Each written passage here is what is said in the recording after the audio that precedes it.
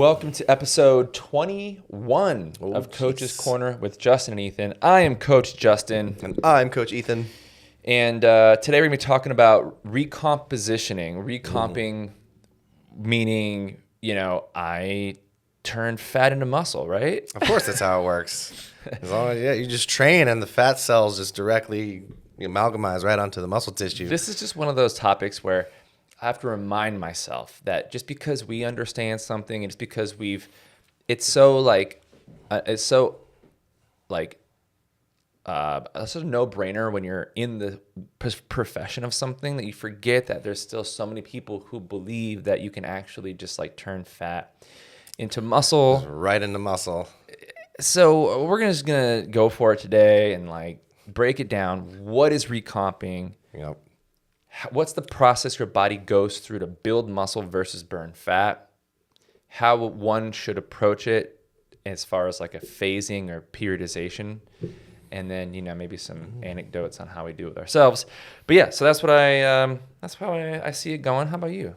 Yeah, I mean, I would say that I used to have a prescription. It was actually from a client, but to both Men's Health and the other one that is equivalent.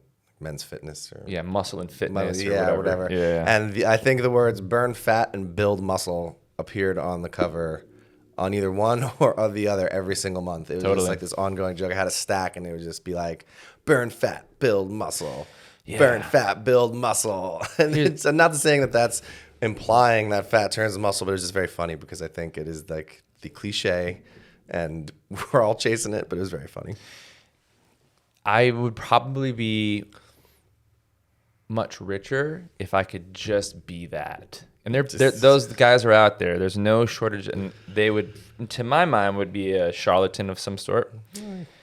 Maybe not. Maybe it's to them whatever the idea being that whatever it takes to get someone to click the ad or to watch the video and buy the product, then maybe they can then lure them in with the idea of, it's this like build 4 inches around your chest. But then once you're in, it's like, nah, dude, you got to go to a calorie. So we'll give them the benefit of the doubt.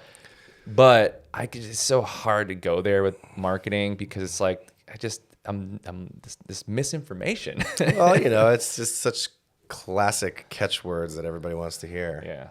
That's the thing. There would be even no context. They would literally just be the words like burn fat and build muscle. And you're just like, well, okay, what does that mean? What are we talking about here? I don't not want to burn fat and build muscle. Yeah. Who here wants to burn muscle and build fat? Oh, that's really what I'm after. Yeah.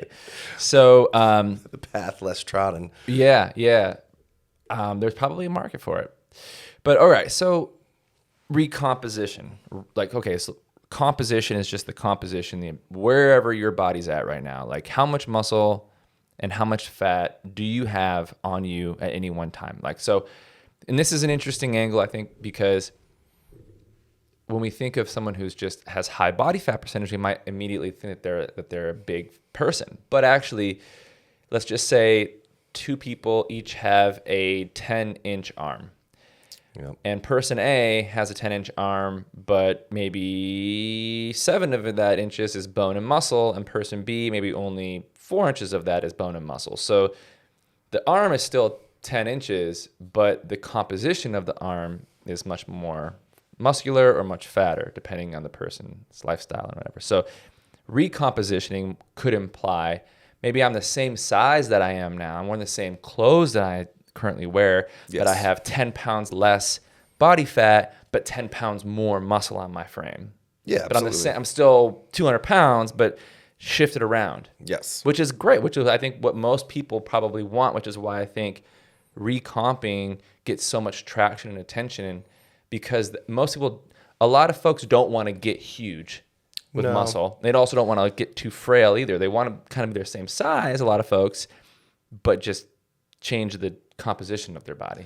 And I think fundamentally, like almost everybody on a weight loss mission, unless they have an excessive amount of fat, that always is a composition goal, not just a fat loss goal. Like right. Almost everybody is going to want to increase lean mass, even if it's just for health and performance reasons, or even if it's just to help them lose more body fat and it's not actually like wanting to get bigger. I think the goal is almost always there of at least maintaining or adding some type of lean mass as well as losing body fat. So it's really always composition. I think it's just that like fat loss is a very easy way to think about it if the scales are kind of tipped on one side in terms of the composition.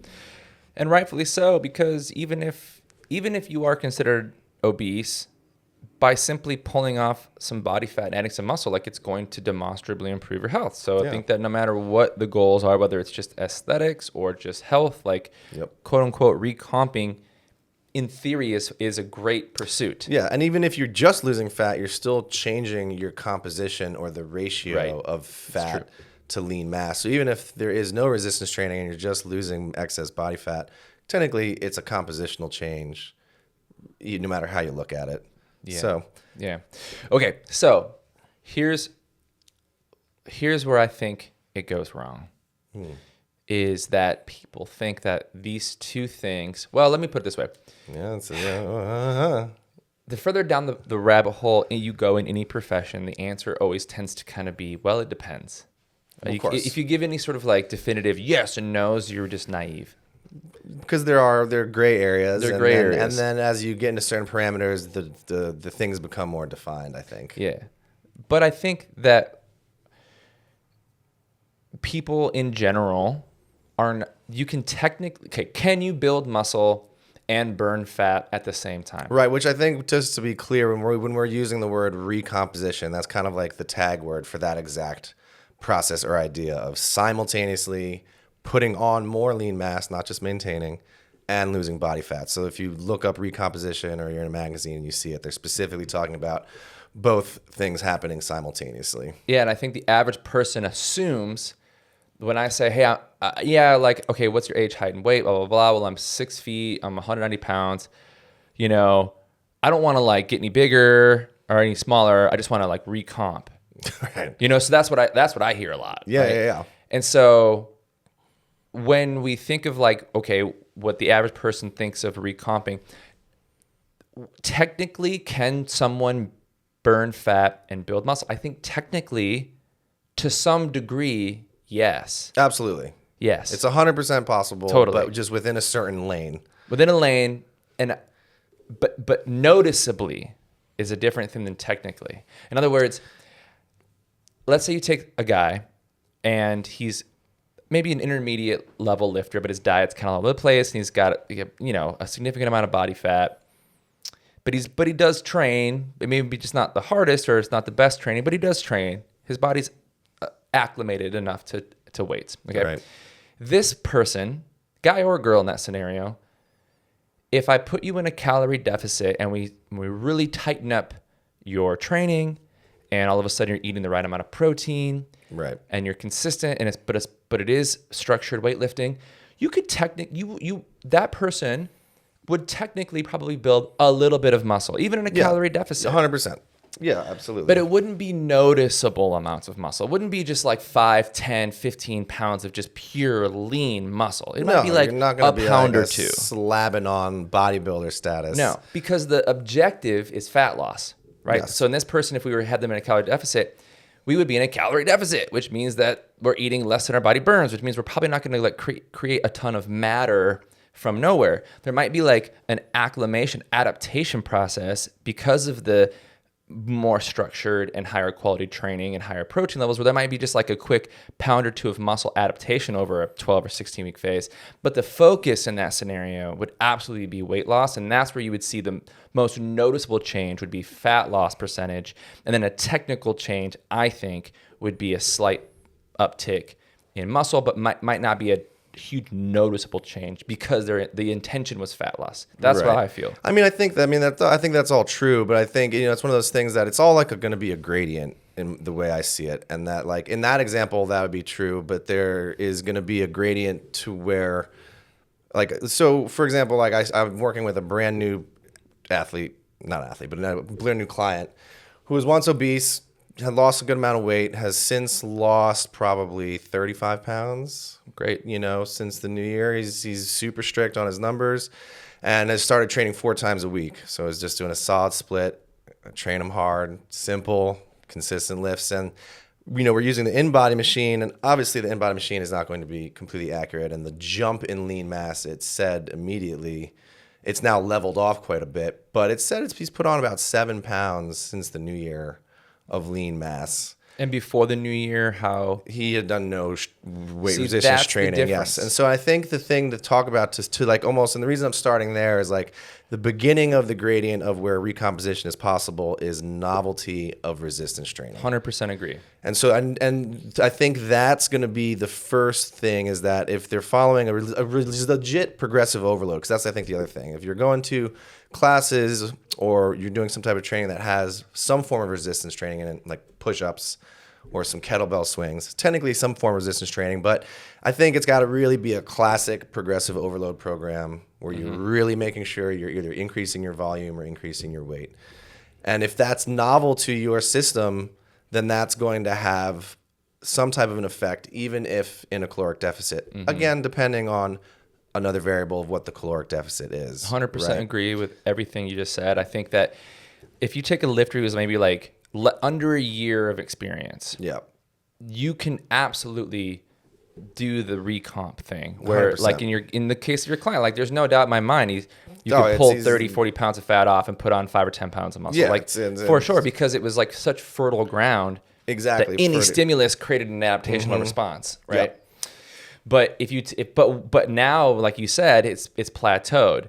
It is, yes. So it would have to be okay. Well, it's plateaued to some degree. It's still happening. He's still right. Both graphs are creating a nice V. It's wild, but I think it's just because he's also training 4 times a week, which is pretty high for a new lifter.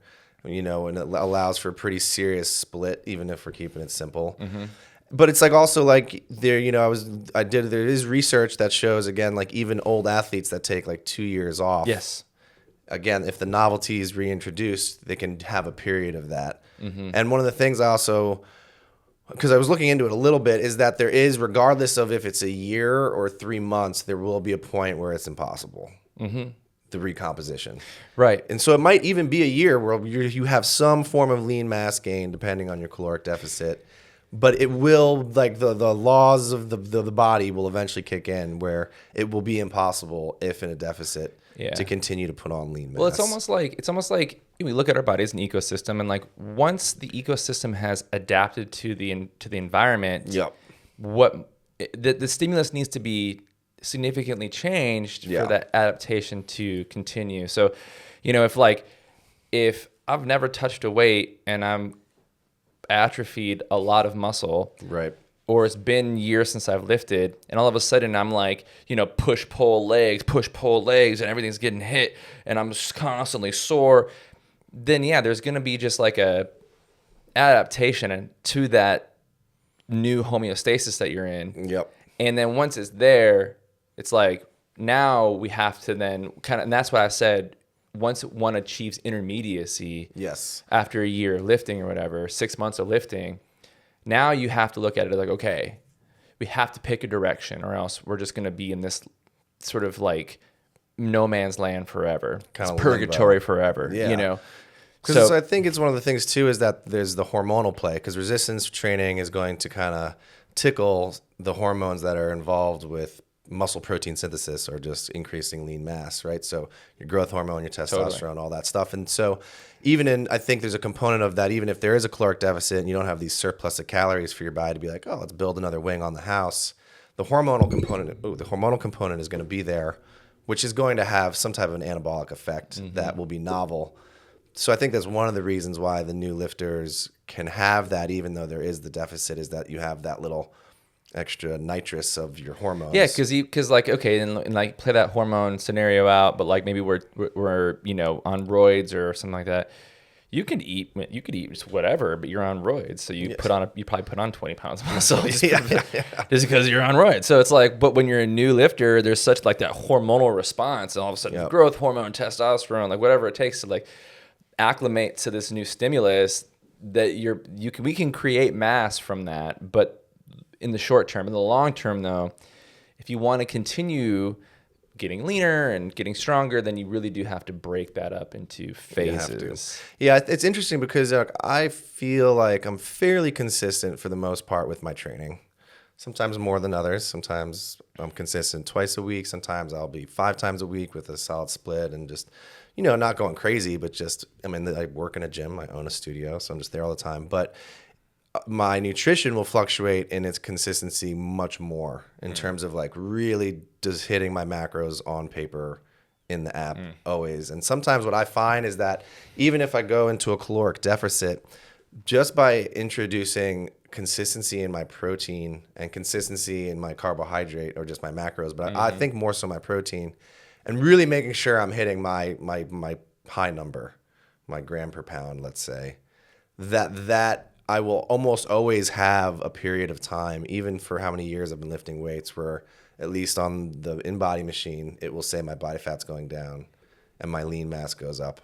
And I think that one of the things is it's just the consistency of, even though I'm in a deficit, the consistency of adequate protein that comes from actually measuring to the T versus if things are all over the place, even if there's a slight surplus or not, I think is one of the other potential contributors where somebody that, even if they're in that intermediary phase, can get that 3 months of recomposition out. Because if they all of a sudden really start paying attention to their diet, they might have more protein than they did before, even if they're in a deficit.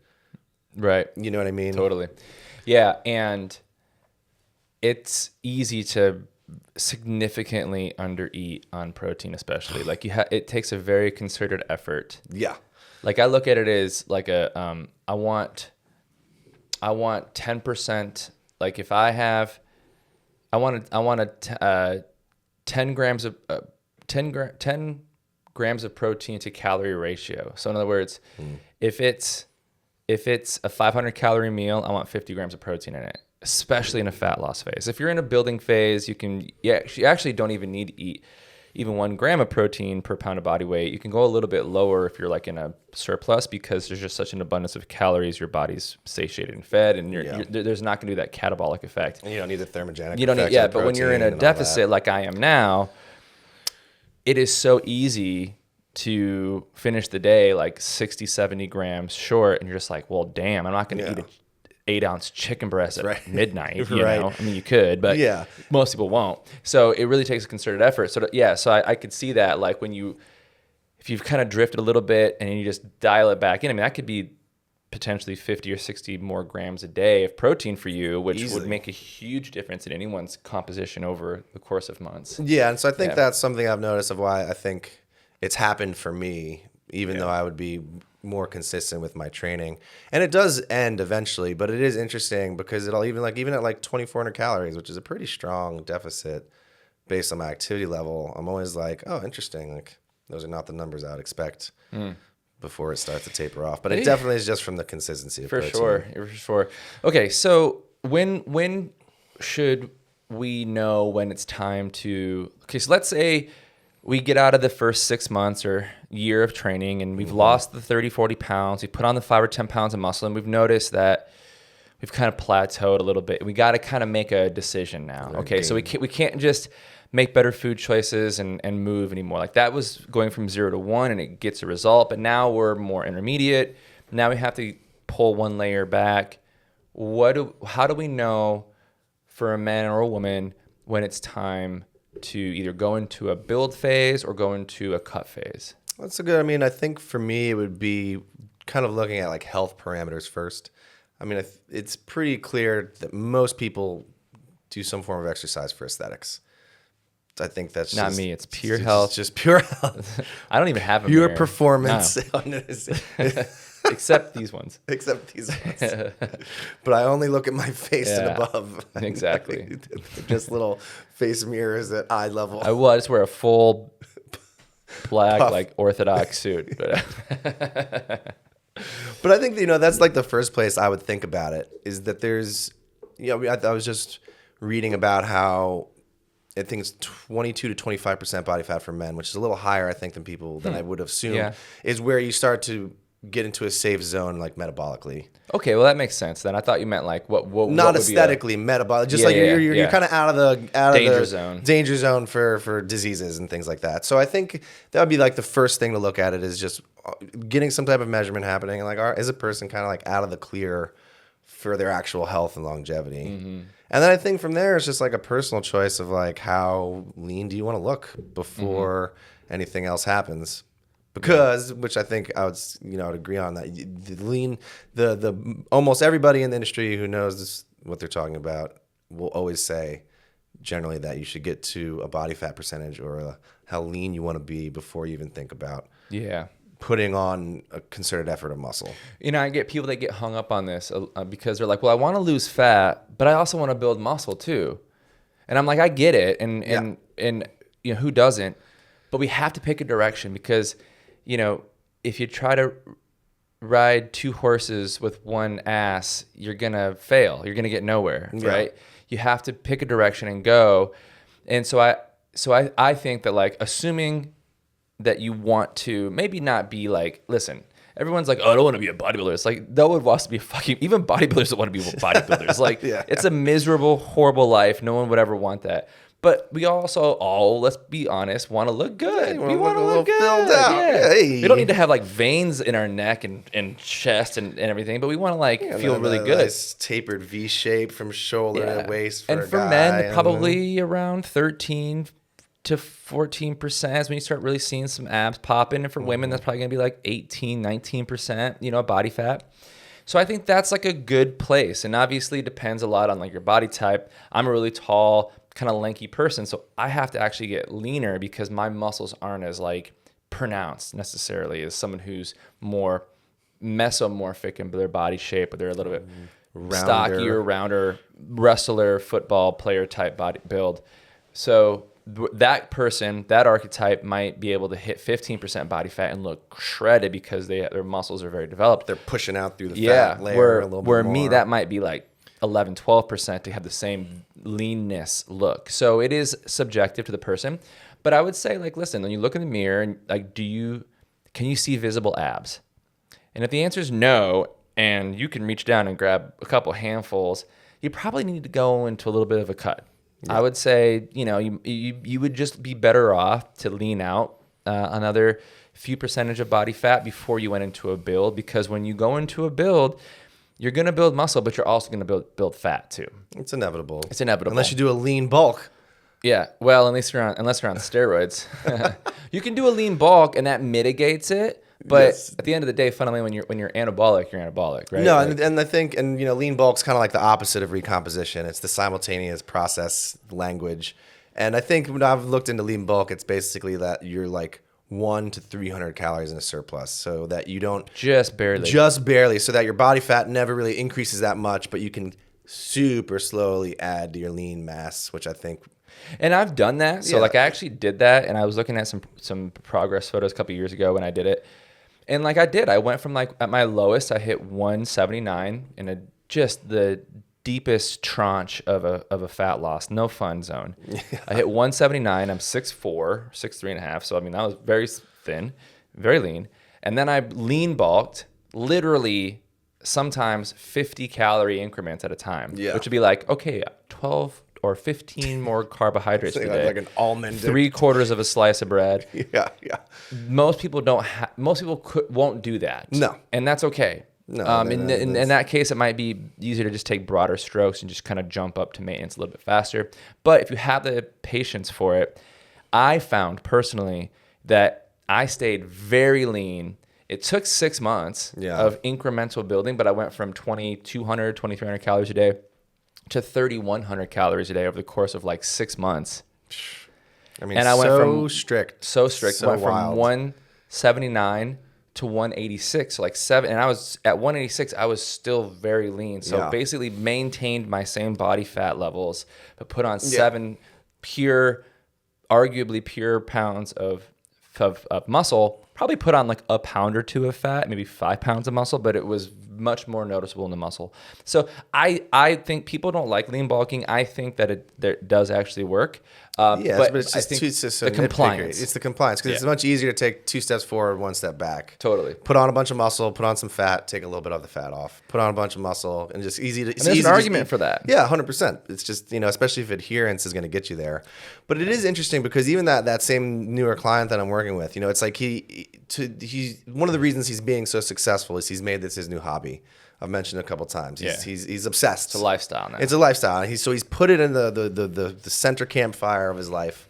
so that the eating is centered around it. He still goes out. It's not like he shuts himself at home, but he's making sure that doing all this. And now that momentum started, and he's had so much success. He looks like a different person. It's wild. He's wearing tank tops to the gym. I mean, it's only me and him in there, but never before. Yeah. But it's so funny because now he's also like watching TikToks and other things that are health and fitness related, and so he's learning about progressive overload. And at first it was just information, but just earlier this week he comes in, he's just like, okay, cool. So I've already lost this many pounds. I've got a goal of this much weight, which is, you know, at least another 30, 40 pounds. But he's like, when do you think I should start bulking? When should I, you know, when can I start to like increase my calories and start bulking? And I'm just like, dude, you're clocking in at 35% body fat still. Yeah. Like that is far and ages away, unfortunately. Yeah. And I get that it's been such a grinding consistency of caloric deficit. You've done so well. You haven't deviated at all. I understand the games you have to play with changing your food. Yet, but yeah, though. it's just not that time. But that little itch gets in there, right? Where you're just like, Totally. oh, I want to be bigger. I'm already starting to see some size in my arms. Like, oh. Yeah, yeah. So I love this, and I think that like this is a really interesting conversation to have, because when we go into an initial fat loss, so like let's say it's either this is your first time or it's been 1 year plus and you've been off the game and you've put on 20, 30, 40, 50 pounds of fat and we need to pull it off. Yeah. So do we just stay in a fat loss phase indefinitely until you pull 50 pounds off? Maybe. You could. Depends on the person. I've done it. One of my guys here, similar situation. We pulled off 55 pounds of fat in one straight shot down. In fact, counterintuitively, instead of like going into a fat loss phase, rebuilding him for a little while, and then going another, we went into a fat loss phase. He lost like 40 pounds, and all of a sudden his weight was plateauing, and I pulled him down even further. Right. Because he's a smaller person now. He's burning less. His maintenance was lower, and so we had to meet that. And so we went. You know, his first week with us, he was eating like 3,000 on average a day, 3,000 or 4,000. Pulling down at just 25, he lost like 25 pounds. Right. And then all of a sudden it kind of plateaued. And then we had to go down to like 22. And then the bottom, deepest part of it was 2,000 calories a day. Yeah. But pulled off 55 pounds of body fat, all the while still lifting weights and eating 1 gram of protein per pound. So now he's a different animal. He looks, I mean, you wouldn't even recognize him. It's crazy. But we've right? initiated lean bulk. So now we went from 2,000, 2,150, 23, and now we just hit 2,550 because he, even at 23, he still lost like another 5 pounds of body fat. Right. So we just made a little bit more of an aggressive jump, 2,550, and now we're probably approaching within 10% of his maintenance. And so I would imagine the next month or so, we're going to be clicking over into that itty bitty surplus, because the reason why you'd want to do it that way is you've just spent the last 6 months or more pulling off a significant amount of body fat. You don't want to just go into a bulk and put on a bunch of fat. So the lean bulk is nice because it's like, yes, it's tedious, but it keeps you lean, and so you can still see all the fruits of your labor. But yeah, I think aesthetically, most people just want to be lean. Yeah. I think even if you were to just take who they are right now and just make them substantially leaner, that they'd be like, that's the direction I want to look at, go to in terms of how I look. And no doubt filling out a little bit more would be beneficial, but if you fill it out and you're not all cut up, I think that would be less visually appealing to most people's aesthetic goals than just being more cut, fundamentally. Yeah.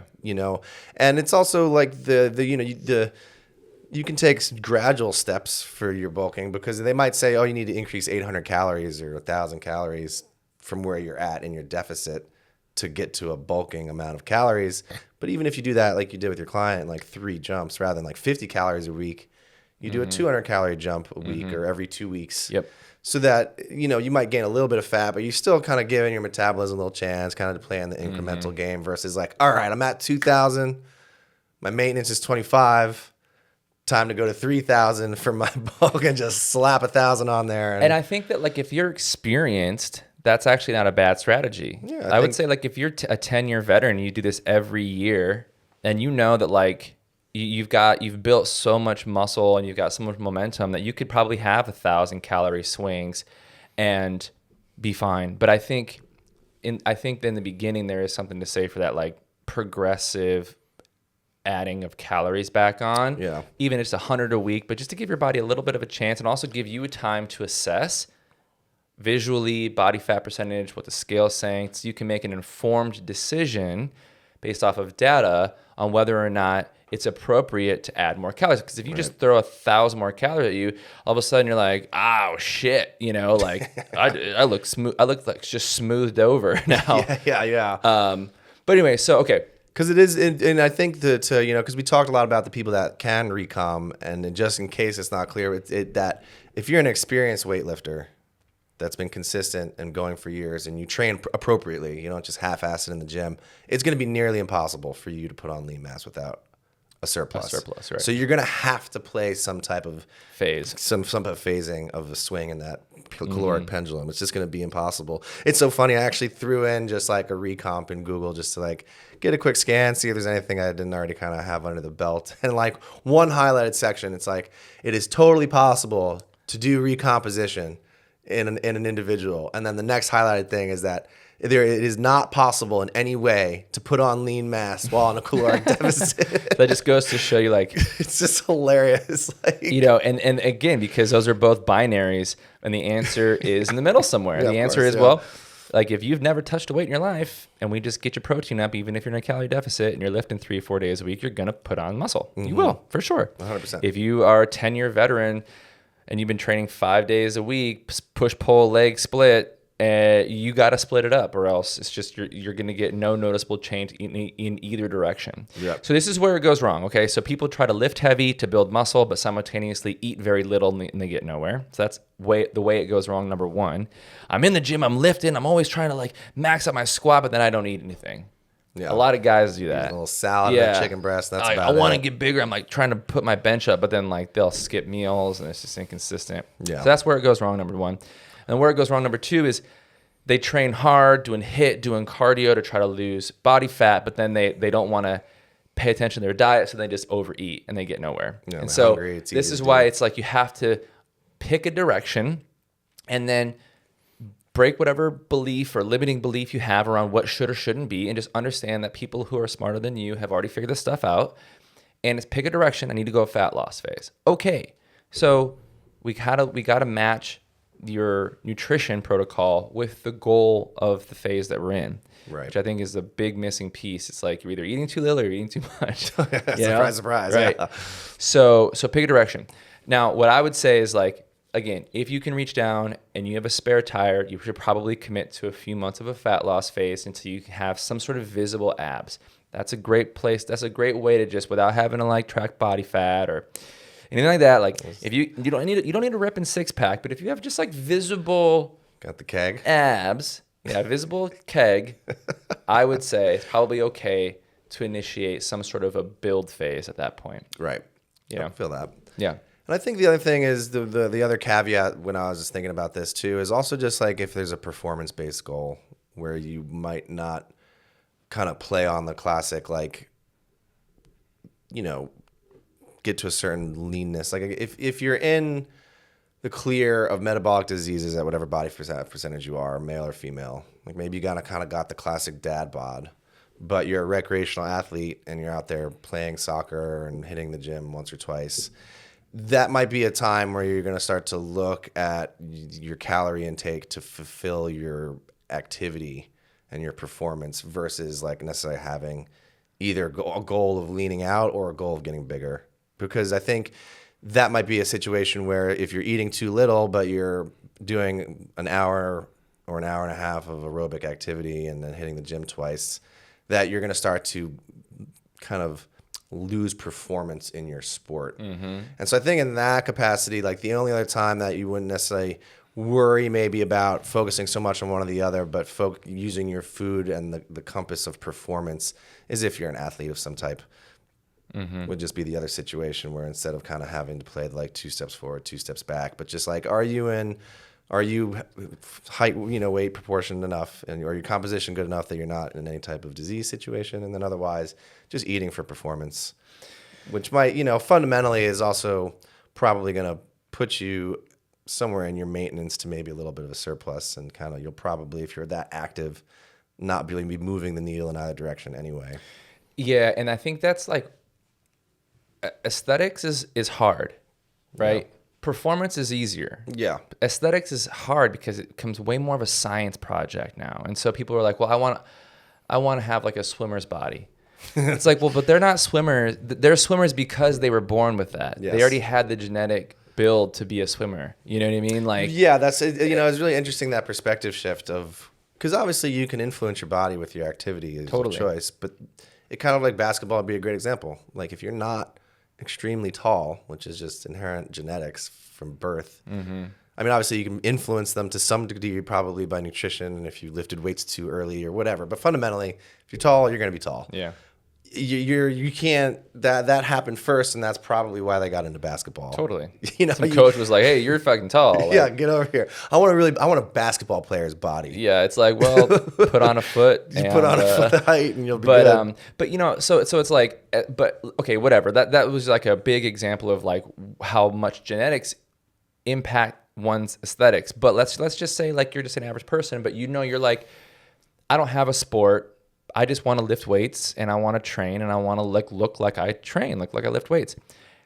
You have to just accept the fact that if you're chasing aesthetics, which is which I do too. We all do. It's all good. Who doesn't want to look good? That doesn't mean that it doesn't have anything to do with how strong you are. It doesn't have anything to do with what your bench press is. Mm-hmm. It is a science project. Yeah. You can lift very lightweight, but in a way that produces the stimulus that you need combined with the right nutrients at the right time, and you can build significant muscle. And the opposite is true too. You can also lose significant body fat, and you can truly build a body to the best of your genetic potential. Yeah. But I think people don't have that. They don't understand that like recomping is another way of saying aesthetics. But it's like, you know, if it's just about sports, then great. Go sign up for a volleyball league or a kickball league and have fun. Right. You'll be healthier from it. But if we want to recomp, if you want that aesthetic, If you want to turn some heads, I mean, and if we don't have like the fucking amazing genetics where you can just simply generally exercise and look wonderful, but you got to go specific. Yeah. You got to hit your protein targets. You got to hit your calorie targets. You got to be fucking consistent, which is the hardest thing for people to be good at. It's and very tough. you got to have the right training. And like counterintuitively, it's not running for 10 miles and it's not doing your boot camp in the morning. Like that's not going to get you, you know, the look you want. It probably is more like bodybuilding type training, which is like especially for men, right? Especially for women too, men. I think. Yeah, I think it's just resistance training is really the holy grail of just aesthetics. I think. Yeah. And especially as you get older, you got to dial it in more. But focused resistance training, like it's not just like, oh, I'm gonna go to like it's swing a kettlebell and what you do were saying push. before. It's like no, it's got to be okay. I got to push pull leg split. My push for 6 weeks is going to be these 6 exercises. And I have a column in my spreadsheet where every week I write down how many reps I did at that weight. And then I try to add an extra rep each week. So I have this progressive overload or some version of progressive overload. And that sounds like mind boggling to a lot of people. But once you get to intermediacy, take my word for it, because this happened to me. Yeah. You will be there forever if you do not take it to the next level and get a little bit more specific. You have to have a program. Yeah. You have to have like a progressive. You have to have a program. We'll just use a different language. And I think you also have to like probably train a little harder in intensity than people might realize. I'm not saying that every lift and every session has to be going to war. Like I just finished a 6-week cycle. And so it's at the very end. And so this workout I did on Tuesday was like going to war. It was like me really maxing out the lifts for the 6 weeks, and it just like blasted me to hell. It was great. I mean, it was fun, but I mean, it took a giant chomp out of me. That's what you want. You want the intensity. So here's how it usually goes, right? So most people they'll stop for 3 months because they're inconsistent. Life happens to them for some reason or the other, and they get motivated and they start at a 10, and then each week they drop until they eventually hit week 5 or 6 and then quit. Yep. What we're arguing for is the opposite. You start at a 3. Yeah. And each week you build up. So instead of going down and quitting by the end of the 6 weeks and losing all your progress, and each week you're actually getting weaker because you're becoming less and less consistent, you start out intentionally low, and then progress slowly each week. So in that same time frame now, you're maxing out all of your efforts by week 6, 7, 8, somewhere around that. So that way, each week you've given your body just another 3 to 5% more oomph to then adapt to, because it's all about adaptation from 100%, right? Yeah. And so that's the way we want to do it. And you do that for 6 or 7 weeks, deload for a week, let your body recover, and then you start a fresh one. Yeah. And you just rework everything and reverse everything and change all the movements up and start over again. And I think it's also that one of the things I think that happens as you become more experienced in the weight room or with lifting weights is the ability to be like fucking grittily uncomfortable in that moment. Because I think the proper level of intensity that is required with weight training is very uncomfortable in that moment. In the same way that like consistency with your calories is very hard. I do think that people don't realize like how fucking uncomfortable a moment can be when you're really hitting weights in a difficult way. And it might just be the burn in your bicep, but you kind of have to like leather yourself or callous yourself to the acute experience of a set, or doing that 4th set when your legs are trembling and everything in your body is saying no, and you're tired and you're like, I got to be a gritty motherfucker right now and do this shit anyway and push it a little bit and not just like coast through this moment. And I think that's one of the things that experienced people acquire, is that ability to be gritty and deal with that acute uncomfortable moment. Totally. And I think sometimes that when you first start, you don't realize how gritty it kind of has to be sometimes, you know? Well, I think that's why strength training is a skill set. Yeah. Because when you're brand new at strength training, you might have 5 to 6 reps in the tank, and you're like, oh, I gotta stop. Like I've never felt like panic, how would I put myself right? through this? Yeah. And that's why you see people like just, effort. You know, they push the barbell up and then just throw it back at the rack and miss a pin. It's because they checked out. Yeah. There's like this unconsciousness that's happening. It's like patience. Yes, I know everything hurts. Yes, it burns, but I'm gonna stay focused and I'm gonna finish this repetition cleanly and then rack it back up. And the more you can do that, the more of a skill you create around strength training, which means that you can get from a 50% of your ability to then 60, then 70, then 80, then 90, and now you're dangerous. Now it's like you can manage stress at 90% threshold of your tolerance. Like that's that leathered thing that you're talking about, right? Like, and I think that's where you'll really start to see a lot of results, because I think sometimes the reason that people don't get the results they want in the gym, even if their calories are on point, is that they're just being wimps. It's not enough time and attention. They're just being wimps. They're just not willing to go there. Yeah, they're just some just need more reps. Yeah. No, but it is not uncomfortable. I think it's interesting because sometimes I'll work out with a client, and one of the things I know about myself of why I think I have any type of physique that I do or get results from my weight training is that I have acquired the ability to really push it. So if I'm not like super sleep deprived, even if I haven't been training for a while, like once my engine's going, I can make myself be uncomfortable. And I think when they see how hard I push myself, they're kind of like, "Oh shit!" Like I'm fucking like when you got like that crazy eye, and you're grunting. You're like, ugh.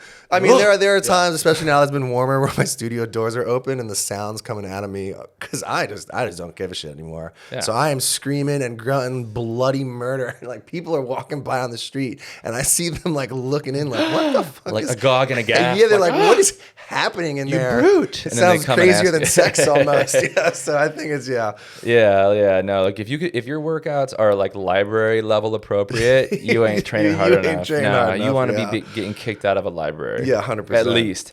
But yeah, I mean, that's a huge part of it. But like, so I think to bring this back full circle, if you've taken a year or two off, you can absolutely recomp in the idealistic way of building fat. If you're a newbie, which is awesome. Or you haven't trained at all. Great. Yeah. Thanks for listening.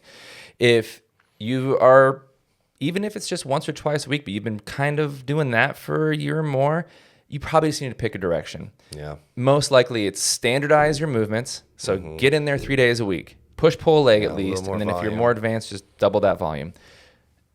Cut the calories down. Most people need to lose body fat. Like most people are not most people over 30 are not like, oh, I'm just too lean all the time. I wish even just just cut your 15, 20% of your calories off, lean out for 12 weeks, see visible abs, and then maybe 3 or 4 jumps up to maintenance, 200 calories, so like that, until you start seeing the scale go up a little bit too fast. That might let you know, okay, I'm over maintenance now. I think ideally half pound to a pound a week of weight gain on average in a push phase is advisable to me. That's great. Yeah. If you can rock that, that's awesome. But don't go too fast because you're just going to get fat and you're going to hate it. Yeah, don't think that scale going up is just lean. I'm just packing on 20 pounds of muscle. Case in point, I just completed a 6-month. I really went for. I did 3 like 8-week push cycles, different push cycles, meaning like I was progressive overload push cycles. Mm-hmm. I think I did 3 8-week cycles. Anyways, but I was eating 3,800 calories a day for almost 6 months. I put on 20 pounds. I went from 190 to 210 in the morning dry. Yeah, it's a lot. So now I'm down to 2,300 calories a day, and when I put that 20 pounds on,